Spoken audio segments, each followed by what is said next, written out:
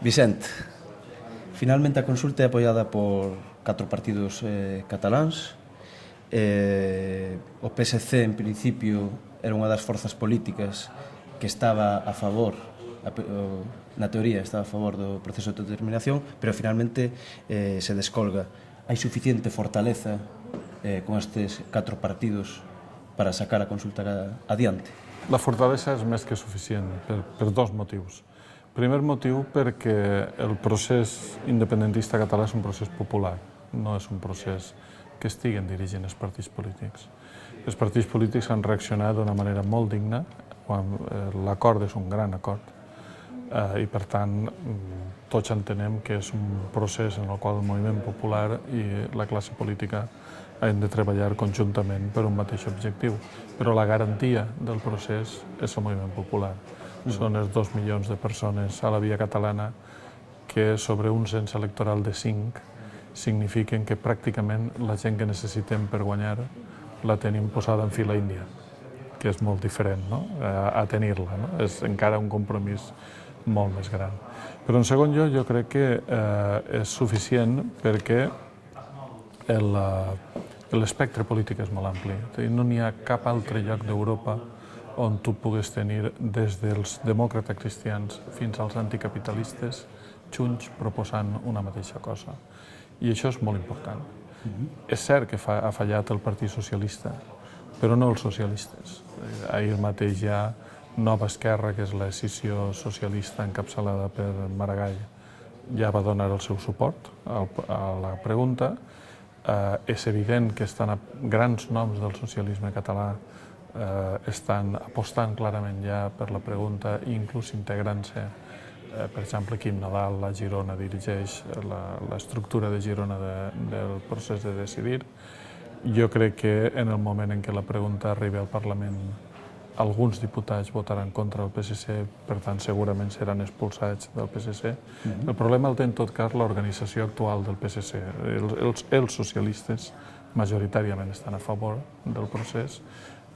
N'hi ha una estructura que ha segrestat el partit i que, a més, s'ha corregut extraordinàriament cap a la dreta. La fotografia de l'altre dia de Pere Navarro amb la delegada del govern espanyol, amb Ciutadans, amb el PP, és una fotografia que ha creat un malestar molt profund en les bases socialistes. Per tant, jo crec que la força del moviment popular i l'amplitud i representativitat de les forces polítiques que signen aquest acord li dona una enorme força i una enorme capacitat. Por lo tanto, consideras fundamental para que finalmente se consulta esa presión popular, esa movilización popular. Comento porque moitas veces desde a prensa de Madrid estamos escoitando que prácticamente é cousa do presidente Artur Mas que se volveu tolo e non sabe onde vai. Madrid està cometent molts errors i el primer i principal és no entendre que això no és una cosa del president Mas. Evidentment, el president Mas té un paper clau, central. Jo crec que ahir, concretament, va fer una gran demostració de la seva capacitat política de lideratge, en la mesura en què la pregunta va ser proposada per ell, es va fer un pacte, molt ràpid, sense filtracions, la negociació va ser molt ben portada. Jo crec que ahir el president Mas va demostrar una capacitat de lideratge del procés molt alta. Però aquest no és el procés del president Mas. Aquest és un procés que inicia bàsicament l'Assemblea Nacional amb tot el que n'hi havia prèviament, evidentment, i és un procés de diversos partits que són capaços, i jo crec que això se li ha de donar el valor que té, són partits amb unes diferències enormes, no ja en temes socials, sinó inclús en com s'ha de fer el referèndum, i en canvi són capaços de crear una unitat que tots sabem que és una condició indispensable per a guanyar. Temos dúas preguntas, finalmente. É certo que, por exemplo, acabas de citar a Asamblea Nacional Catalana, Esquerra Republicana ou a SCUP, gustaríades unha pregunta máis clara, máis directa, máis simple. Como ves ti o tema da doble pregunta? Unha cuestión secundaria? Sí, en tots els processos d'independència estem davant d'un fenomen polític, no d'un fenomen jurídic. És a dir, aquí només n'hi ha una xifra que haurem de mirar. Quin és el cens electoral de Catalunya i quanta gent vota independència? Aquesta és la xifra. És a dir, si a les eleccions, si al referèndum, participen 5 milions de votants, necessitarem 2.500.001 vots per a guanyar. La fórmula, que és una mica rebuscada, etcètera, sí, ho és, però no té més importància. Jo crec que no és aquest el problema. El problema és que nosaltres ara necessitem posar a les urnes la meitat més 1 del cens electoral. I jo crec que això ho podem aconseguir. Diria fàcilment, si no fos una mica excessiu dir fàcilment, però jo crec que la realitat del país està preparada per a aconseguir un sí massiu. Vos, hoxe en VilaWeb, o comentades, a reacción dos medios de comunicación en xeral españois foribunda. Rajoy e Rubalcaba pecharon filas conxuntamente, o propio Rajoy di que non vai haber consulta, que non se vai negociar. Como vedes isto desde Cataluña cando escoitades estas reaccións? Cando se está falando de democracia, cando se está falando de votar, e por outra banda, pois, simplemente se fala de negacións, non? Bueno, jo crec que l'estat espanyol no és conscient de la realitat catalana. Ahir precisament hi havia un vídeo al diari El País d'Iñaki Gabilondo, jo crec que molt significatiu. Iñaki Gabilondo és basc i, per tant... Catalunya se va. Per tant, té més possibilitats d'entendre el que està passant. I jo crec que l'estat espanyol no és conscient, simplement, del que està passant. I es pensen que amb la prohibició serà suficient. I la prohibició és impossible, per dos motius, bàsicament. Primer, perquè si prohibeixen el referèndum, les forces polítiques catalanes ja ho han dit.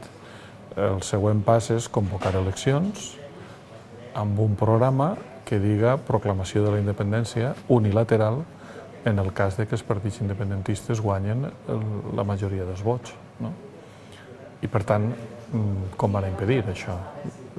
Poden impedir-ho dissolent la Generalitat, però tots som conscients que si dissolen la Generalitat, això és la independència. És a dir, si Mariano Rajoy firma un decret dient la Generalitat està dissolta, cosa que jurídicament seria molt difícil de justificar, però bueno, simplement el Parlament de Catalunya proclama la independència automàticament aquella mateixa tarda. I per tant, jo crec que l'estat espanyol, nosaltres ho tenim complicat, és evident, però l'estat espanyol ho té molt més complicat. L'estat espanyol només tindria una manera de parar el procés, una sola, que és convocar el referèndum i que guanyi el no. És l'única forma d'aturar el procés, perquè això tots els partits catalanistes i tot el moviment social ho acceptaríem. Si n'hi hagués una votació popular i aquesta votació, el 50% més 1 de la població digués no a la independència, ho acceptaríem tots. I aquest és l'únic camí per a Espanya de solucionar el problema. Però el seu trasfons ideològic els impedeix entendre això. És a dir, ells venen... Primer, tenim un govern molt franquista en el sentit ideològic, i fins i tot en el sentit humà, amb una manera de veure el món molt poc contemporània, i l'estat espanyol, com a tal estat, doncs, en fi, tots som conscients que té unes limitacions democràtiques enormes, i per tant tot això està veient-se. N'hi ha una part en tota aquesta història que és un fi de règim. A Catalunya ara estem acabant amb el franquisme, ara, 40 anys després. Vai por diante Cataluña, entón, a hora de por o fin o réxime constitucional do 78? És una pregunta que jo no tinc resposta. Jo m'ho pregunto a vegades.